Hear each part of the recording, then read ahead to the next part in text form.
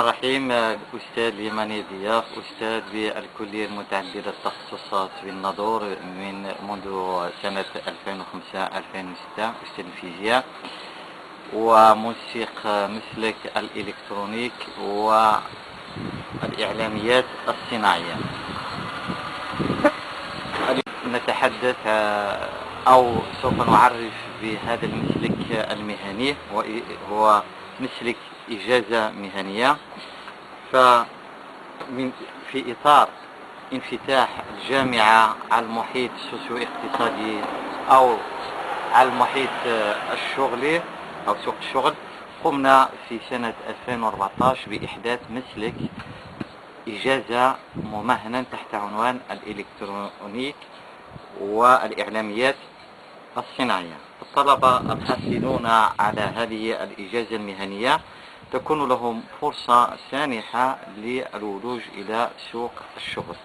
أما الطلبة الذين لا يفضلون الشغل الإجازة المهنية تكون لهم فرصة سانحة للاندماج في سوق الشغل، وذلك في الاشتغال في شركات أو معامل صناعية. أما الطلبة الذين لا يفضلون الشغل فتكون لهم الفرصة في إتمام دراستهم العليا، وذلك في الدخول إلى الماستر أو الماستر المتخصص في هذه. بالنسبة للطلبة الذين يفضلون متابعة دراستهم الجامعية العليا فتكون لهم الفرصة سواء متابعتهم في الإجازة المهنية الماستر داخل الوطن أو خارجه. بالنسبة لمستوى تكوين أو طبيعة تكوين في هذا المسلك تعترضنا بعض المشاكل. المشكل الأول على مستوى التكوين.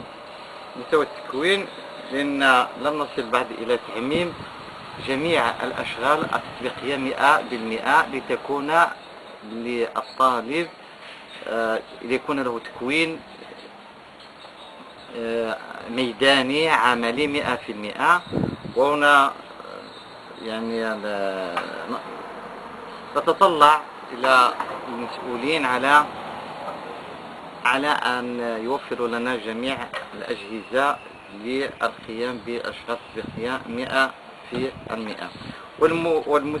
والمشكل الثاني الذي يعترض هذا المسلك هو على مستوى الطلبة في آخر السنة مجبرون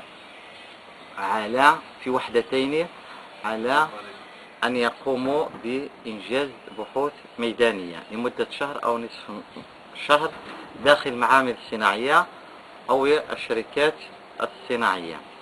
بالنسبة للطلبة طلبة الناظور الجهة الشرقية، طلبة الناظور بركان زيو، تكون لهم مشاكل الحصول على بحث ميداني أو ما يسمى بستاج، عكس الطلبة القادمين مثلا من الرباط، قنيطرة، البيضاء، السلام، طنجة، التي تتمتع مدن جهاتهم بوجود قطاع صناعي وتكنولوجي وخدماتي قائم بذاته عبر شركات صغيرة متوسطة وكبيرة، والأهم خبرة مهنية تمكنهم بعد انتهاء مدة الدراسة الحصول على مناصب الشغل. ولكن رغم هذه الأعراقيل التي تعترضنا فنحن دائما متفائلون. فللتذكير في هذه الإجازة المهنية التي بطبيعة الحال هي مفتوحة في وجه جميع الطلبة الحاصلين على باك زائد 2، سواء طلبة من داخل المغرب أو خارجه، كما علما بأن هذه السنة سنة 2017-2018 لنا طالبان طالب من اليمن وطالب من الكاميرون. والطالب القادم إلينا من الكاميرون كان متفوقا جدا سواء في الكونكور أو الولوج إلى هذا المسلك، لعلم أن الدخول إلى هذا هذا المسلك يتطلب إجراء مباراة، فحصل على كان من المتفوقين في هذه المباراة، كما أنه حصل أيضا على أعلى معدل في هذه السنة، أي كان متفوقا بمعدل سنوي 16.19. فنهنئ هذا الطالب حول هذا التفوق، ونترك له الكلمة ليعبر عن اعتصاماته وظروفه التي عاشها أثناء تكوينه في هذا المسلك الممهن، وكذلك الظروف التي عاشها هنا في الناظور. Azul, je m'appelle Josué Takukam Katesipo, je suis camerounais. Je m'appelle Takukam Katesipo Josué, je suis camerounais. Alors j'ai obtenu mon DTS à l'Office de la formation professionnelle et de la promotion du travail à Salé. Et par la suite, j'ai postulé à des concours de cycle ingénieur et de licence professionnelle. J'ai été admis à Nador et à Fès. Alors j'ai choisi de m'inscrire à Nador parce que la ville est un peu plus tranquille. Donc j'ai passé ma licence professionnelle électronique et informatique industrielle à Nador et j'ai été major de la promotion 2017-2018. طالب خوسي، فهو طالب اسمه خوسي تاكوكام، قادم من الكاميرون. فبعد أن قضى سنتين من الدراسة والتعليم والتكوين في سلا بمعهد سلا تخصص، حصل على دبلوم التقني العلمي. تقدم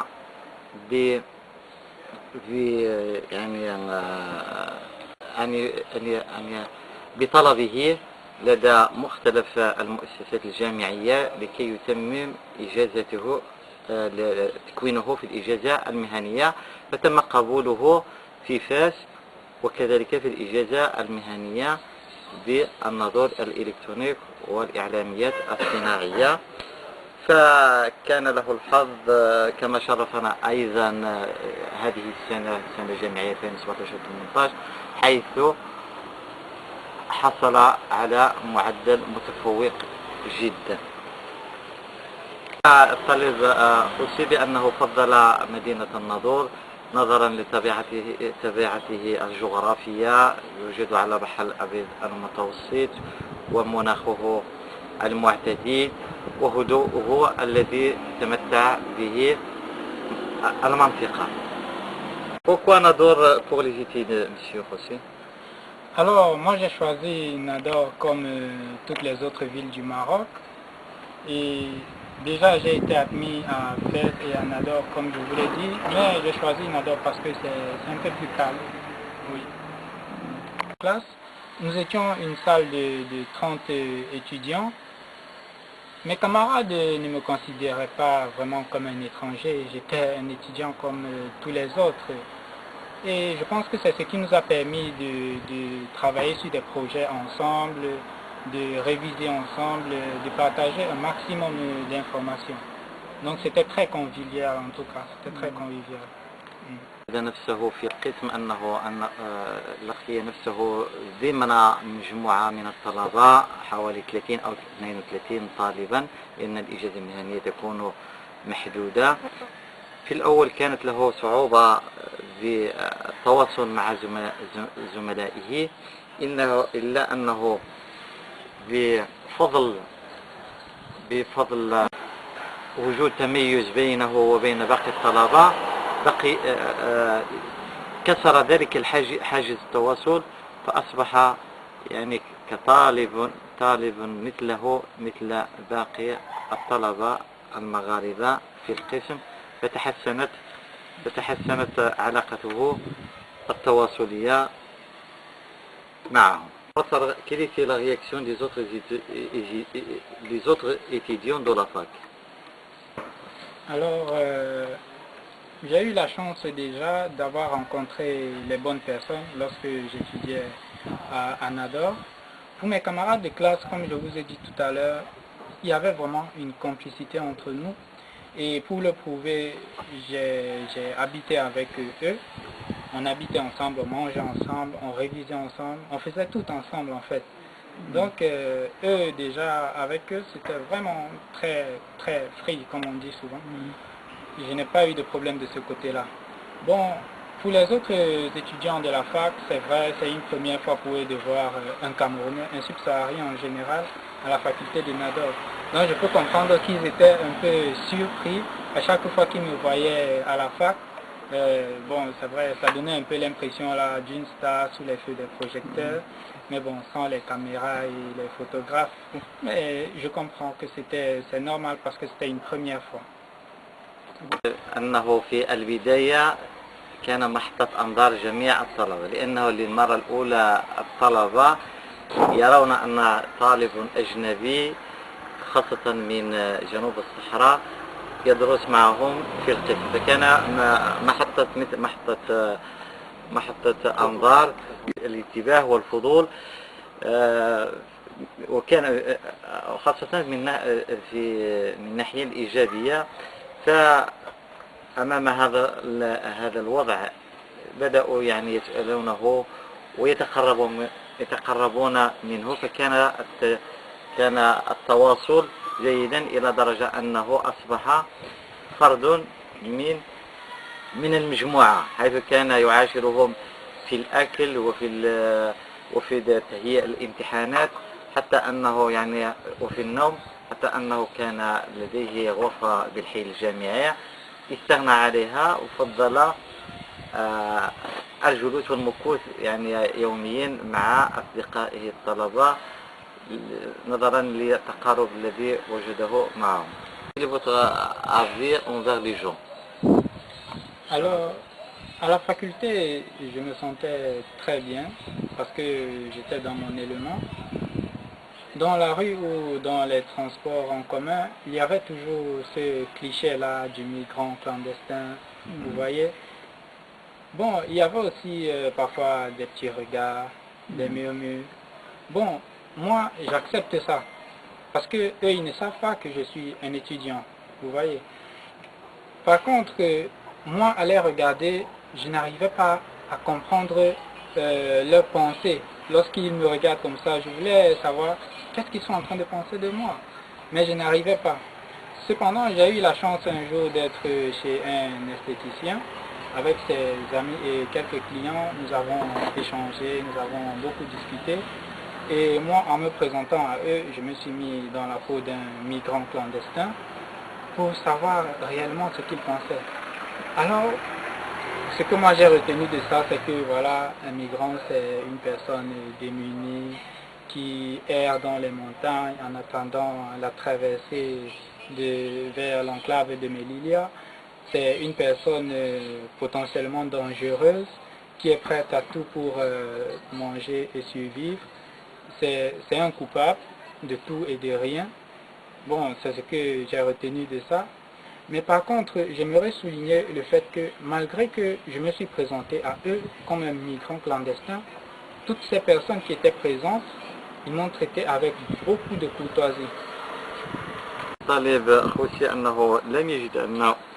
لم يجد مشاكل بالنسبة في القسم، لأن الطلبة واعيين فتقبلوا يعني وجوده بسهولة. المشكل أن بقي في الوسط في المجتمع، عندما كان يخرج مثلا يركب الحافلة أو يتسوق في المدينة، فكان أنه يستغرب بطبيعة الحال بكون أنه الناظور محطة يعني محطة أنظار عبور المهاجرين الأفارقة، فكان الناس ينظرون إليه على أنه مهاجر غير شرعي يريد أن يمر عبر مليليا إلى الخارج، ولكن هو كان يريد فعلا أن يتوصل إلى النظرة التي ينظرون إليه. حبذا لو أنه دخل في أجسامهم وعقولهم ليعرف الحقيقة.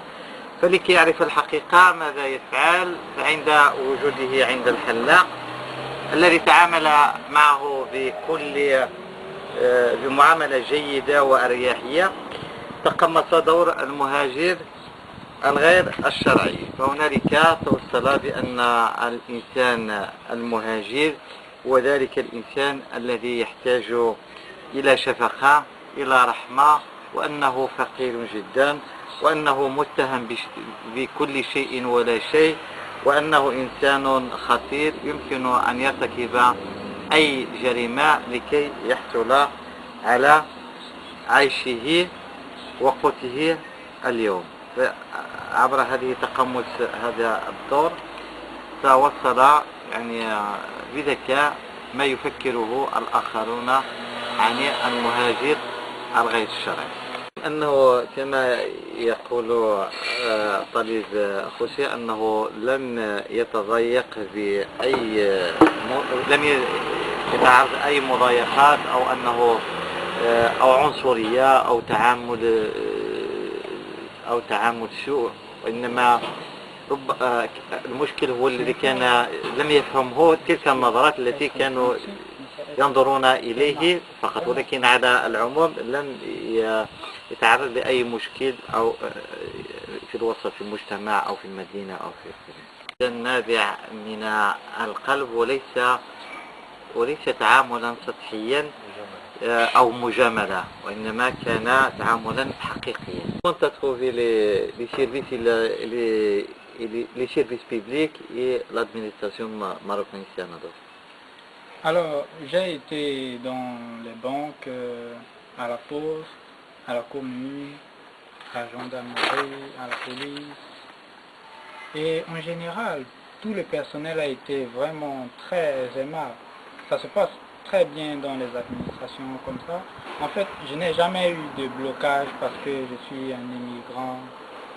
J'ai jamais eu ce cas-là, donc ça se passe toujours très bien. Et en général, ils m'encouragent. بخصوص تعامل مختلف الإدارات والمؤسسات العمومية الخاصة كالدرك والأمن الوطني وقطاع البريد والبنوك وغير ذلك، يشهد أنه حسب ما عايشه هنا بالناظور كطالب أجنبي بكلية متعددة التخصصات بالناظور أنه لم يعاني من أي إكراهات، بل العكس، كان الجميع يشجعونه ويعاملونه معاملة حسنة ويشجعونه على إتمام والتوفيق، ويتمنون له كل التوفيق في مساره الدراسي الجامعي. Nous parler un peu sur votre vie sociale ici à Nador. Comment elle est passée? Alors, j'ai eu la chance d'habiter avec mes camarades de classe, Anas, Jamal, Saber, Samamou. On a vraiment tout partagé, on se comprenait parfaitement. Donc, on avait aussi la chance là que chacun avait quelque chose à apporter à l'autre.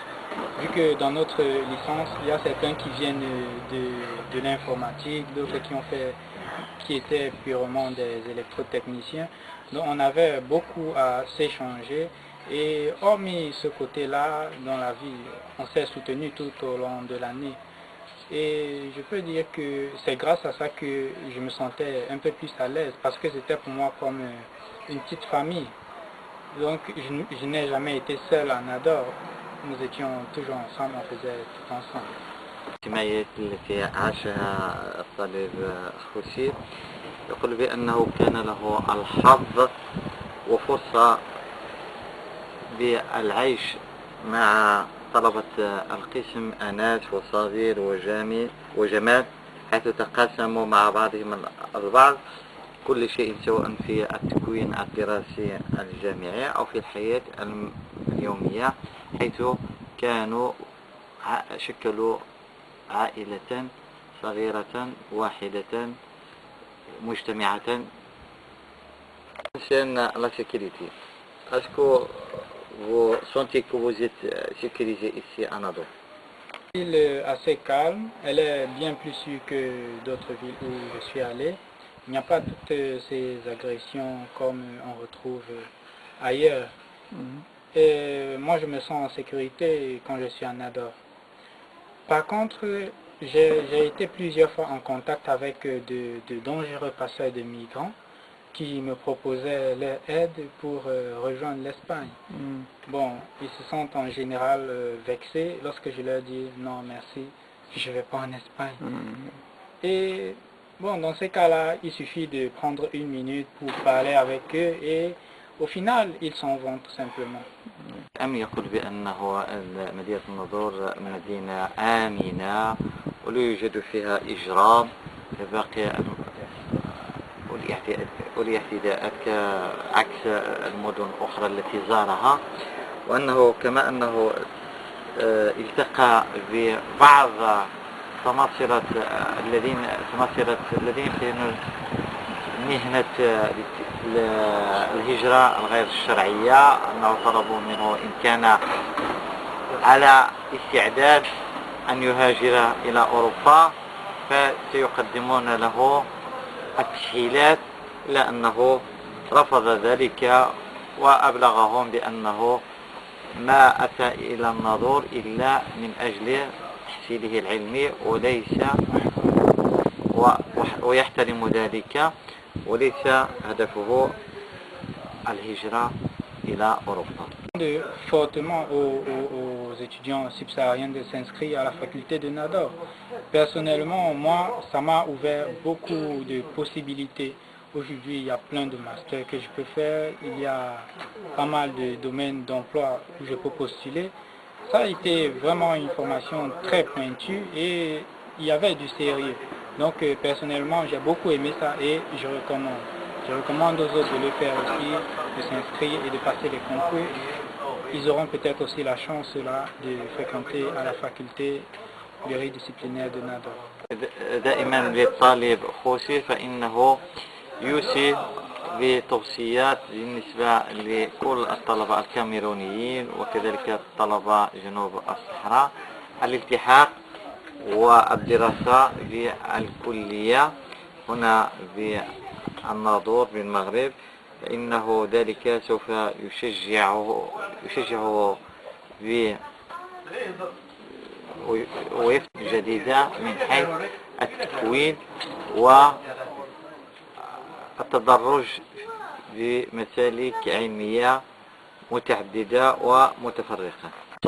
Vos propositions pour améliorer l'intégration des étrangers dans la province de Nador, c'est-à-dire l'intégration des étudiants subsahariens à la province de Nador. Par le gouvernement, mais je pense qu'à la faculté, il manque quelque chose d'important pour faciliter l'intégration des étudiants étrangers, c'est de créer une cellule ou un groupe pour promouvoir la langue tiamazé, pour apprendre aux étrangers la langue tiamazé, parce que c'est très important lorsqu'on veut échanger avec nos camarades ou on va à la boutique, c'est important pour la communication. Donc ce serait quelque chose d'important parce que moi personnellement, j'aurais bien voulu connaître le tiamazé pour pouvoir mieux partager avec mes camarades. Maintenant, moi je sais dire juste quelques mots, azul ou tamrit, c'est pas suffisant je trouve. Monsieur José Takuka, quel est votre dernier mot que tu peux dire comme conclusion? Tout d'abord vous remercier professeur Yamani Diaf pour vos efforts tout au long de cette année. Vous êtes le coordonnateur de la filière électronique et informatique industrielle. C'était un grand honneur pour moi de travailler avec vous. J'aimerais aussi vous remercier pour les efforts personnels que vous avez faits pour l'obtention de bourses et le logement à la cité universitaire. Merci encore. Et aussi au staff, à l'équipe pédagogique de la formation de la licence professionnelle. Je dis merci. Et en dernier mot, je vais juste m'adresser encore au professeur Diaf en disant Tanmir Ates.